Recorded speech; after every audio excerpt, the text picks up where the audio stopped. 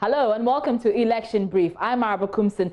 In the next half hour, the Supreme Court has ruled that birth certificate is not proof of citizenship and a document that shows identification. We have details from the exclusive June 25 judgment that gave the EC the green light to compile a new register. Also, national organizer of the MPP, Amoako, says free senior high school policy does not guarantee the governing party's votes in the upcoming election.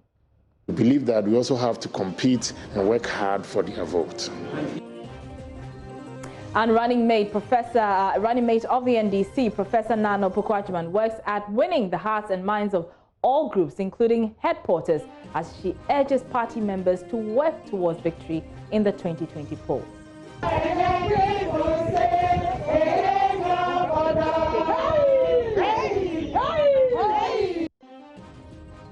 We have details of this and much more. We are live from our studio here at Kofi in Accra, DSTV channel 421 and GoTV channel 144. Stay tuned in.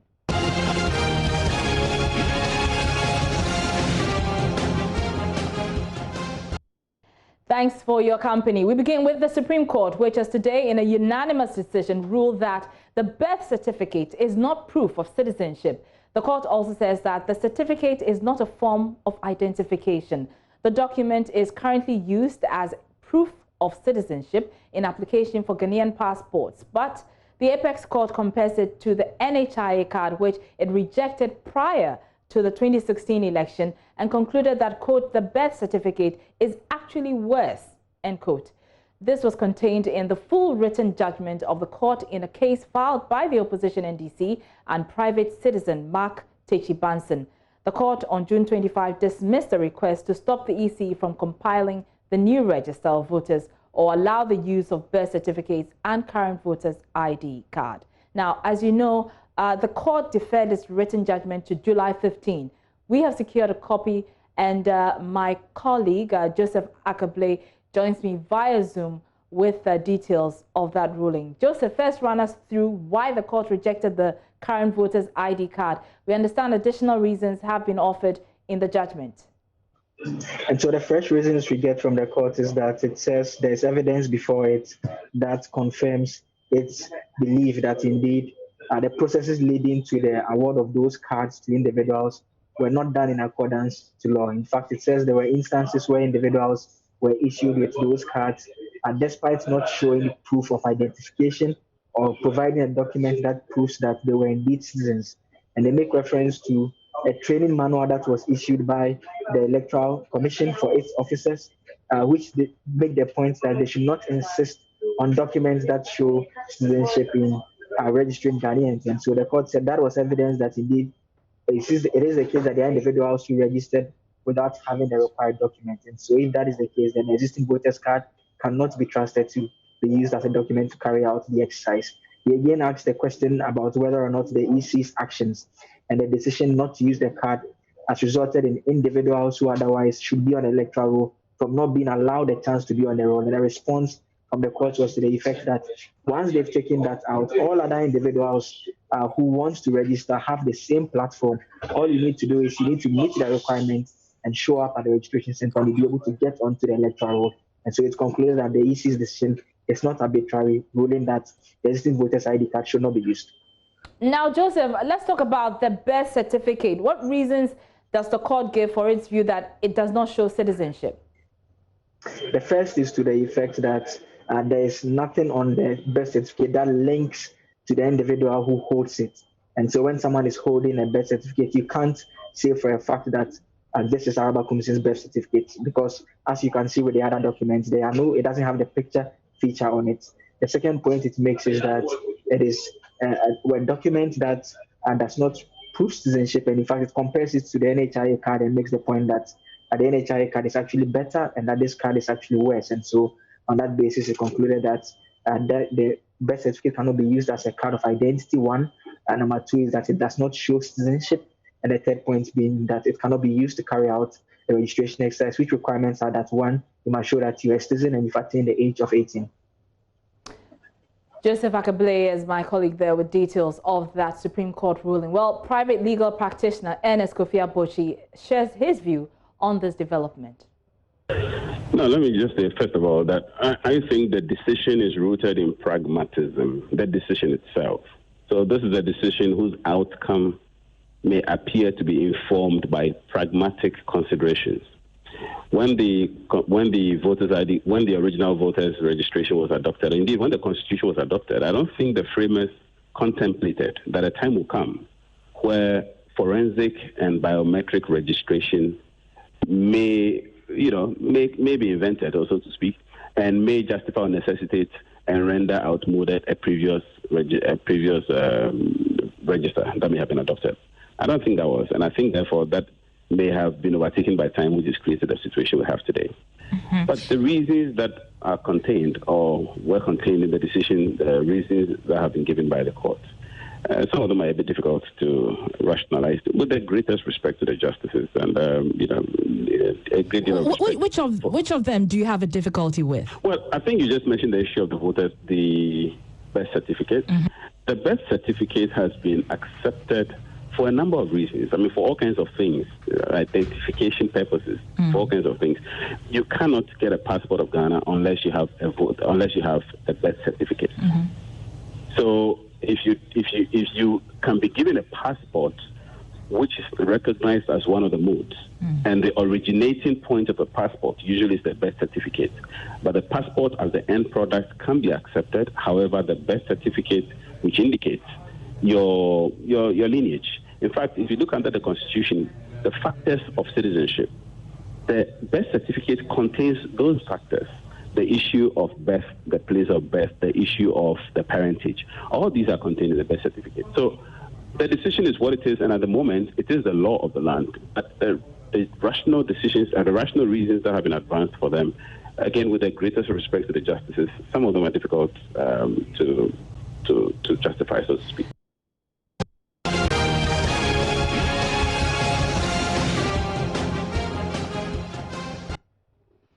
Let's turn our attention on the NDC now, and running mate to John Mahama, Professor Jane Nana Agyemang, is urging NDC members to turn the enthusiasm that has characterized her appointment into victory for the party in the December elections. In her first public appearance since her appointment, she charged the party's women and youth to continue working for the success of the NDC. She was addressing a meeting with the Minority Women's Caucus in Parliament earlier today, along with women organizers and other women's groups. Joseph Opoku-Gakpo was there for JoyNews. He joins me via Zoom with more. Joseph, what has the good professor been saying to the women of the NDC? Well, Araba, the good professor has been saying a lot to the NDC women, making the point to them that this is actually an effort on the part of President John Dramani Mahama to boost women participation in the governance of the nation and politics generally. And so she's asking for their support. She says she's seen a lot of enthusiasm following the announcement that she would be the running mate. In her words, she wants that enthusiasm to be translated into a reality that would ensure that NDC actually wins and she becomes vice president to advance the development of the nation. She made the point that she doesn't want to say much because the nation hasn't actually seen a situation where she's been outdoored, but she says she's grateful for the support that's been shown by the rank and file, and not just the leadership at the level of NDC members of parliament and those who are women organizers and all, but even those who you would call the downtrodden. So something very interesting happened in the course of the conversation. There were a number of representatives from the Kaya Association who were participating in the meeting also to meet her. She acknowledged their presence, invited them to the table, even as she made the point to them that they should avoid situations where they would be disrespected by anyone, even when they are discussing and doing issues having to do with politics. You recall that there was an incident some few weeks ago when she was announced as the NDC running mate. And in the course of the conversation, attention was drawn to a comment by John Boedu, who made a point that for him, the NPP General Secretary, he believes that when Nana Agyemang steps out there, it's only the Kaya women who will actually wave at her. She didn't directly reference that particular incident, but some of the MPs that we spoke to referenced that incident. And the point that they think she was making is that people are trying to look down on them because they are Kaya, but they shouldn't allow themselves to be looked down upon. And we do know that, you know, as we indicated earlier, a lot of women's groups, including the Minority Women's Caucus, called on her today. What have they been saying at this event? So the NDC women organizers from the various regions, as well as their leader, that Dr. Hannah Bisi, were all present for that particular event, as well as the women caucus here in Parliament, led by the Ada West MP, Comfort Doyo Ganza, who is actually the deputy minority whip, the second deputy minority whip. And both of them have been pledging their support for her. In fact, both of them, particularly Dr. Hannah Bisi, have been taking on the majority leader, Agyemang and other figures within the MPP who they say have shown a lot of disrespect towards women in the kind of commentary that they put out when Professor Jenano Agyemang was announced as running mate. And even the Kayaye who came around, specifically Jamel Mohammed, who is the leader of the Kayaye team in the Old Fadama area who came around, she's actually been speaking and also demanding that John Boydu, the NPP General Secretary, apologizes to the Kaya people for the comment that I made reference to earlier. And to all the various women groups, the Women Caucus in Parliament, the NDC women organizers, as well as the Kaya folks who came around, have been pledging their support for her and wishing her well and indicating that they would campaign vigorously to ensure she becomes vice president of the nation after the December election. All right. Many thanks, Joseph Opoku-Gapo, with those details. Now, the NPP says suggestions that government reopen senior high schools to register students to vote for the party amid the increasing COVID-19 case count cannot be true. National organizer Amoako says the free senior high school policy does not guarantee the governing party votes of all beneficiaries. He maintains government continues to be guided by science and data in taking decisions on COVID-19, including school reopenings. Mr. Oku believes the MPP and the NDC will have to campaign on their respective records and plans for the youth. And for us in the MPP, we believe that every vote must be worked on. And that is why even our president, who is our presidential candidate, has not relented even in his usual rounds when every year he tours almost half or one-third or general the entire country. So it's clear that even though there's developmental projects, even though we've come up with many solid programs, we also have to let the Ghanaian people know that this did not come just by chance, but it took a government to have its pragmatic policies in place and also implement programs that are geared towards poverty alleviation and improving the lives of our people. So yes, even though we may stand at an advantageous position because we thought about these young ones, we thought about the parents, and we brought this free SHS, we believe that we also have to compete and work hard for their vote. Mr. Oku also defended the MPP's Youth Wing's action to put out 60 reasons for which Ghanaians should retain the party in office. The government can come in and recruit 10 to add to our security personnel, but then we came and we've done it in tens and thousands.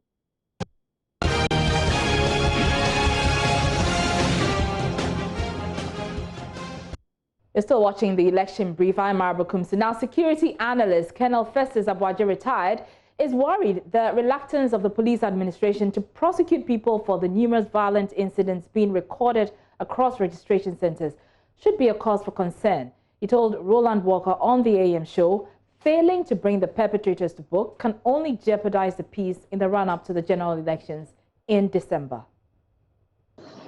I think we're playing with fire as a nation. You see, Ayawaso West Wogon is not too far away in the recent history. There are a couple of lessons that we should have learned. One of these questions is, what do we consider to be a ballot center or a registration center? Is it only the small area that is marked with tapes, where you have the officials and the registration equipment and logistics? Or does a ballot center or registration center include a whole queue that people have joined from their homes in order to come and exercise their franchise? See, the argument of the EC that And I want to believe that that is the mentality of the police, that when they deploy their men and women, they are only responsible for that small enclosure.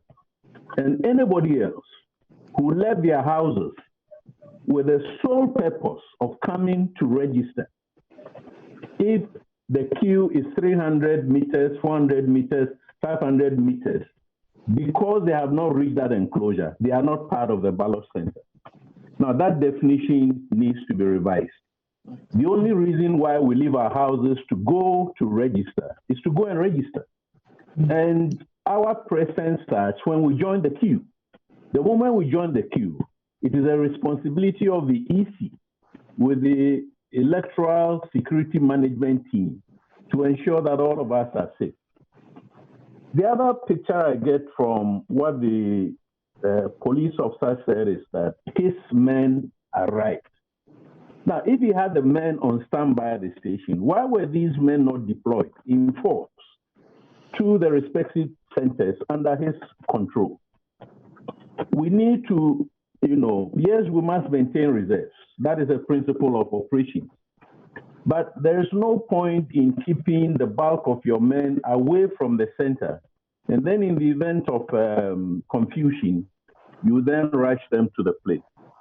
Probably the most worrying observation is that the political vigilantes are well and alive. The Act 999, which said by that act they had been disbanded, is only in name or in word. In practice, we did not disband them. We proscribed them. We outlawed them. We should have gone through certain mechanisms, steps, concrete steps, to ensure that those groups listed in the Act, 27 of them, were physically dismantled, together with their command and control networks, the infrastructure, the weapons and equipment accounted for and handed over to the state, and then some other rehabilitation measures to ensure that those men and women who are members of these groups are found some economic livelihoods. Well, Chairman of the Christian Council, Reverend Dr. Paul K. Boafo, said the parties need to adhere to the laws of the country and not flout them. They have to follow and go by the standards of the ruling party and what they are expected to do in all these activities. And sometimes it cripples them. It puts them in a very tight situation where coming out outright and pointing the wrongs within the parties becomes very difficult. Just as the mediators, as my good friend said, we should play our role such that you are not tagged as supporting or condoning and conniving with whoever is in power. And the opposition should also be seen to trust you that this is what is right that you have to do. But sometimes it puts them in a very tight situation where we all see that, well, they should have pointed out, they should have mentioned names, they should have gone straight forward to say that this is the thing. They wait until people are in opposition come out to demand justice before some of these things are mentioned, which is not the right thing to do. If we want to be fair, then we should go straight and point out the wrongs. In fact, if we are pointing out wrongs, we should not be afraid to point it out, because wrong is wrong. We cannot just gloss over them. These are the things that we need to be doing, and that is what will make them independent, and then they could be fair to all parties who are engaged in these things. In any way, we don't want these things to happen at all. So how do we address it? Please let us go the right way. Tell whoever is wrong, whether in power or in opposition, let us be straightforward and tell them so that we can move on as a nation in peace. Now, former Gender Minister Nanoye Litha is asking the Electoral Commission to intensify security at registration centers to curb confusion. According to her, it's the confusion and disturbances associated with the ongoing mass registration exercise, which is affecting the participation of women and persons with disability. She's also adding that women, the aged, and persons with disability are shunning away because of the disturbances.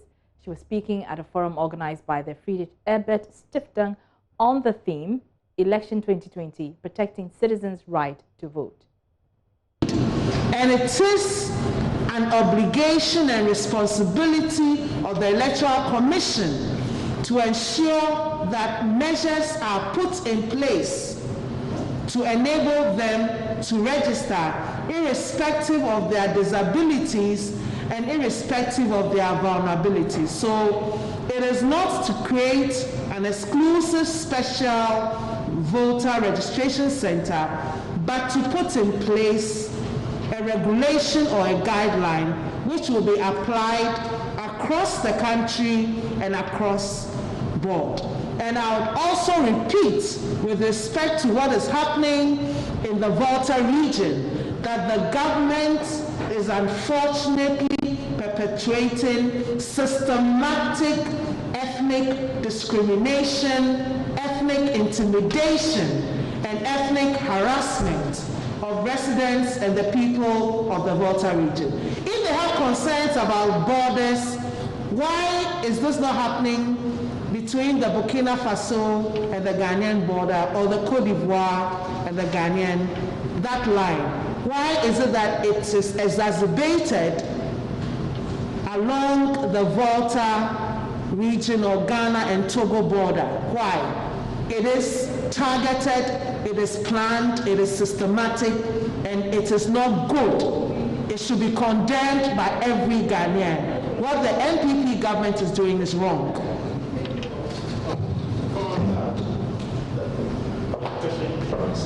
The EC has a security strategy in place. So for every voter registration center I went to, there was security personnel.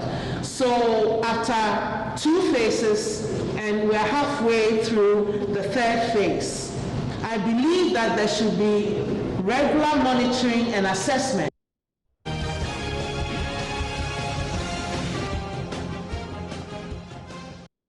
Now, the National Democratic Congress in the Hohoi constituency in the Volta region has condemned a series of violent incidents that have plagued the ongoing voter registration exercise in the area. According to the Hohoi NDC constituency chairman, George Bright Bansa, the violent incidents perpetrated by thugs and agents of the governing New Patriotic Party, allegedly, is building up tension and may lead to turmoil. He also alleged the busing of non-constituents to apply for voters' ID card in the ongoing registration exercise in that constituency. He's therefore calling on traditional authorities and civil society organizations to speak against the unfortunate developments and call the actors to order to save the peaceful environment of the constituency. The MPP started their violent activities in the present registration exercise at Alavanyo when the General Secretary of our party, the NDC, Honorable Johnson Asiedu Nketia, we all know him as General Mosquito, visited the constituency to monitor the registration process. They besieged Alavanyo Kweme when the General Secretary was paying a courtesy call on the paramount chief of Alavanyo traditional area to attack the NDC because one of their own was made to delete pictures of the General Secretary he illegally snapped. The phase 2 of the registration exercise was never done without these MPP thugs beating up our party agents and prompters at 2 different registration centers, Pentecost Church Police Station and MAGHS School Police Stations, both at Huerta, being Huerta, where our agents were attacked and beaten.